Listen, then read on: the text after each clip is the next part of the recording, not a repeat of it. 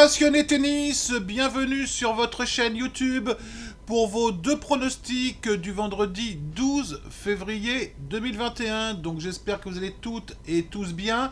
Je vous invite, nos abonnés, si ce n'est déjà fait, à nous rejoindre sur notre groupe Telegram, qui est un groupe assez particulier puisque c'est un groupe multi-tipster où vous avez effectivement 5 tipsters qui vous proposent quotidiennement un peu tous les sports qui se proposent, hein, c'est-à-dire football, tennis en complément de ce que je propose, sport américain. Donc j'embrasse tous nos tipsters parce qu'ils font un super travail. En plus ils s'engagent sur leurs résultats puisqu'il y a une bankroll spécifique par tipster. Donc n'hésitez pas à nous rejoindre. Vous avez le lien dans le descriptif de la vidéo. Vous avez le lien dans les commentaires de la vidéo. Il vous suffit de cliquer sur le lien et vous arriverez directement sur notre groupe Telegram.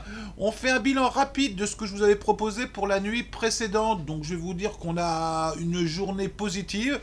J'en aurais bien pris un de plus, mais maintenant, vous savez, j'ai pas pour habitude de m'enflammer. On est sur une bonne série, là, depuis le retour de cette chaîne, mais on sait très bien que ça peut très vite tourner. Donc, on va faire un bilan très rapide. Donc, je vous avais proposé, pour commencer, un combiné, où je vous avais proposé Svitolina gagnante et puis Alexandrova gagnante. Je vous dirais que les deux joueuses ont gagné sans trop de soucis, 2-7-0, donc on passe ce combiné. Je vous avais proposé Ruud gagnant contre Paul avec un handicap jeu de -2 jeux pour ceux qui y ont accès. On a passé ce pronostic, mais un peu plus difficilement que prévu, hein, parce que Ruud avait perdu le premier set et je me suis dit, oh là là, ça va être difficile pour le handicap. Finalement, on l'a passé. On a passé effectivement Kanepi gagnante contre Kenin, même si je vous avais dit qu'hier, je trouvais que la cote n'était pas super value. Donc on a passé ce pronostic. J'en profite pour remercier un de nos abonnés, un de nos fidèles abonnés, c'est Rafi, qui tous les jours m'envoie un petit message d'encouragement. Donc Raphaël, j'apprécie beaucoup. Donc je te fais un petit coucou, Raphaël. Les deux autres pronostics que je vous avais proposés, par contre, on peut pas tout passer, hein. Les deux autres pronostics ont été perdants. Je vous avais conseillé Ibino gagnante contre Mladenovic, je vais y arriver.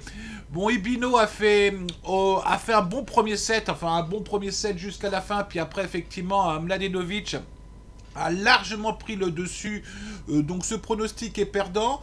Et puis le dernier pronostic, c'est celui qui me reste un peu plus en travers de la gorge, c'était Podoroska gagne 2-7-1, remboursé 6-2-7-0. Je me suis planté. Alors est-ce que c'est un défaut d'analyse? Peut-être, mais pas forcément, parce que si à chaque fois qu'on faisait une bonne analyse, on passait tous nos pronostics, on serait millionnaire. Mais celui-là, il me passe un peu en travers de la gorge, parce qu'il y a eu vraiment une victoire sèche de Vekic. Donc je sais pas, j'ai peut-être déconné quelque part, j'en sais rien. Enfin, peu importe. Allez les abonnés, on passe aux deux pronostics que je vais vous proposer pour la nuit prochaine. Donc le deuxième pronostic sera un combiné, donc j'y reviendrai en fin de vidéo. Le premier match que j'ai sélectionné, c'est Shapovalov contre Aliassim. Alors là, c'est un match difficile entre deux Canadiens qui sont très proches au niveau du classement. Ils ont tous les deux fait 2 tours très convaincants, hein, puisque Shapovalov a battu Sinner, qui n'est pas en mauvaise forme du tout, en 5-7. Derrière, il a battu un peu le fantasque Tomic 3-7-0, contre un Aliassim qui a fait son job, largement son job, puisqu'il a battu Steve 3-7-0, et il a battu Ducort 3-7-0. Alors moi, je vous dirais, je me suis basé sur 2 points, hein, sur ce pronostic. Je me suis basé effectivement sur la forme du moment. Sur la forme du moment, j'ai le sentiment que Shapovalov est un petit peu au-dessus que Aliassim. Et je me suis basé, si vous voulez, sur les confrontations où sur dur, ils ont joué 3 fois l'un contre l'autre. Et on a eu 3 victoires Shapovalov, même s'il y avait eu une victoire par abandon.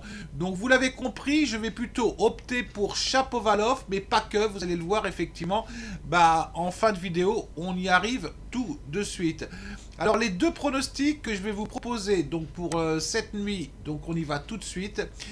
Je vais vous proposer un combiné pour commencer, mais un combiné léger, c'est-à-dire que je vais vous proposer team gagnant contre Kyrgios.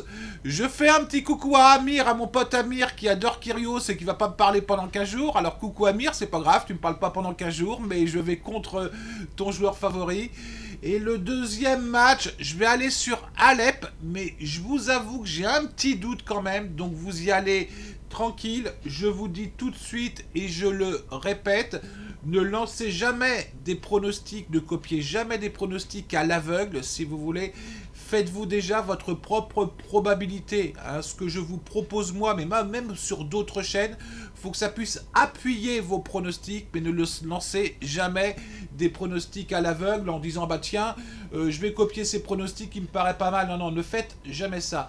Le deuxième donc pronostic, on en a parlé, c'est-à-dire je vais vous proposer Shapovalov gagnant avec un handicap de moins 3 jeux. Qu'est-ce que ça veut dire? Ça veut dire qu'il faut que Shapovalov gagne avec 4 jeux d'écart. S'il gagne seulement avec 3 jeux d'écart, le pronostic est remboursé, ce qui permet de monter un petit peu la cote. Pourquoi je vais là-dessus? C'est que j'estime plutôt un 3-7-1 pour Shapovalov, donc le moins 3 jeux doit pouvoir passer sur du 4-7. Si je vais en 5-7, là, je me mets beaucoup plus en difficulté. Et sur ces deux pronostics, je vais lancer 1% de mon capital. C'est mon pourcentage. Après, vous pouvez lancer le pourcentage que vous voulez. Mais n'allez jamais sur plus de 3% et allez effectivement sur des mises fixes si vous voulez. Ne lancez pas, bah celui-là c'est une super probabilité, je lance 5, je dis n'importe quoi. Et puis celui-là, je lance 1, non. Je vous conseille de lancer maximum 3%. Mais ça reste mon avis. Vous faites ce que vous voulez.